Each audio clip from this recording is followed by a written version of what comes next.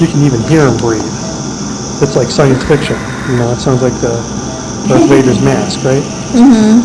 Let me turn something just a little bit so I get let me see, I want a little more room here.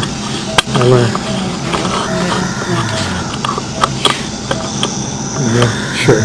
Not a bad idea. Sure, not a bad idea. That's smart.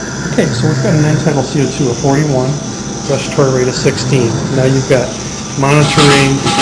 Now you know that you're... Now actually, if you could just leave this in one position the whole time, that way my camera gets it. Look at his, not just his CO2, but look at his oxygen sensor information. You know your FiO2 is 100%, but you know that your exhaled O2 is not. What you're going to see over time is that E component is going to approach 91%. When it hits 91%, you are going to be reasonably washed out of nitrogen. So what I'm telling you is that you can actually use a gas analyzer to determine the efficacy of nitrogen washout. Okay. If you simply look at the exhaled O2 component. Okay? There we go, 91. Okay, so let's say you can see that he is, he's breathing, but let's say that we want a little bit better breathing for him. We can go straight into the automatic mode, and it will synchronize to the patient. So why don't you go ahead and put it on? It won't hurt him. He'll get used to it real quick. There'll be an airway obstruction initially. Watch it. And then he just gives in? Yes. Not exactly he gives in. It's that he and it agree with each other, finally. They will agree with each other.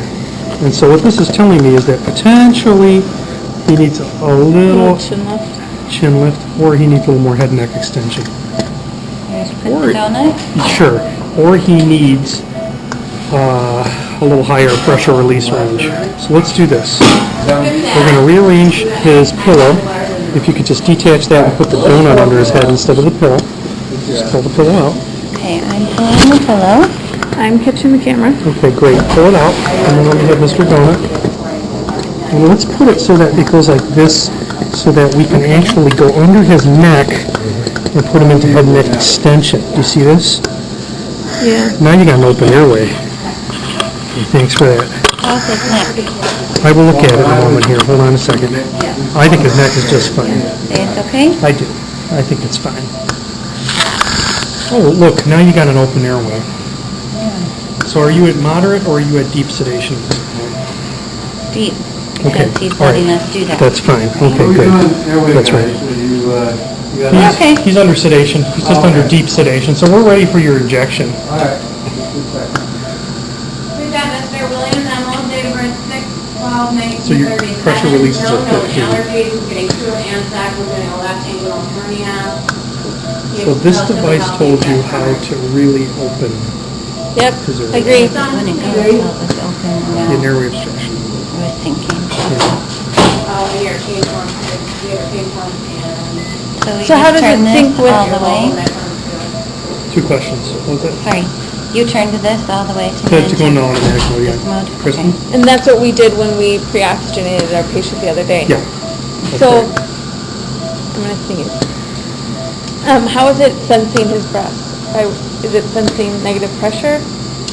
What's happening is that this tank supplies gas at, bless you, 30 liters a minute constantly. When it reaches the release pressure, it cycles off into a passive exhalatory phase.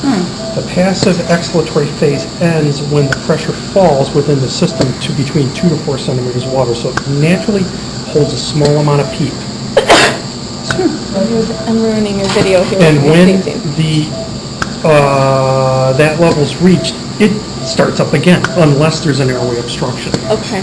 I could induce an airway obstruction in this patient if I just maybe flexed his neck a little bit. Do you see how fast it shows you? It stops the flow of oxygen if there's an airway obstruction. I'm going to take this strap and kind of put it a little bit lower. Chin thrust, okay? Good. Okay, so he's in good shape. You could, if you want to, do the whole case like this, or not. You could do whatever you want. I'm going to leave you guys alone now and let you figure out what you want to do. Okay.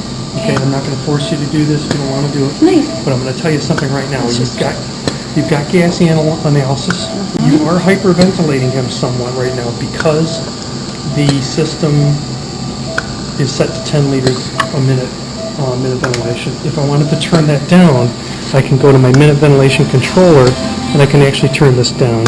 Okay. It'll make the inspiratory times longer, but it'll reduce his minute ventilation so you don't hyperventilate him. I'm going to turn this. Now I've turned it all the way down to 5 liters a minute ventilation. Now I'm up to about 7 right there. Okay. Okay. This is an extra tool, which is very simple, but it's actually more sophisticated than you would realize because you need to be able to have the ability to monitor end-tidal CO2 to make this an effective tool. Okay. This reducing the inspiratory flow will also cope with airway obstructions to some degree because if you reduce the flow, the gas will not become turbulent at the point of obstruction. Therefore, the back pressure will not increase, simulating an airway obstruction. So there's like physics here. There's like laminar flow versus turbulence. If there's turbulence, the pressure in the airway goes up and the flow goes down. If you have laminar flow, you have lots of flow and everybody's happy. So I'm going to stay here until we do the injection and then we'll go from there. Oh, thanks. And I'll break, So, and I'll break. Ellen was saying how she did that at DNC.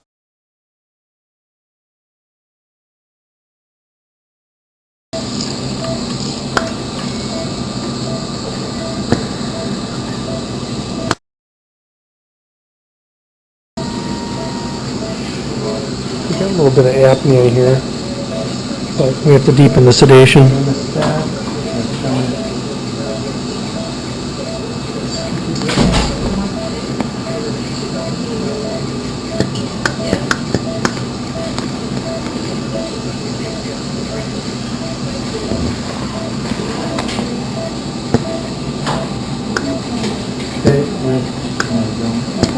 And turn the flow up a little bit here. I'm going to go up on the pressure release to 20.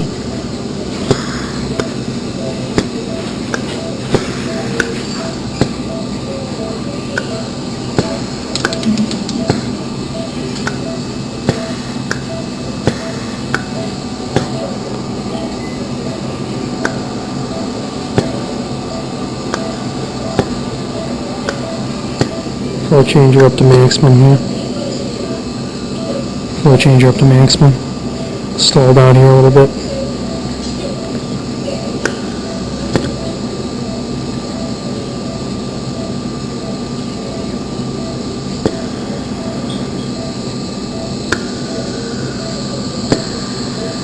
Go back down to 15 here.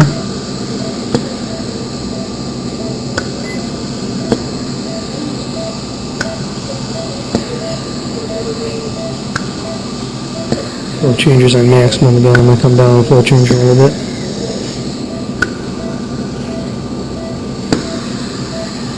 Looks like we got back to the appropriate level of sedation.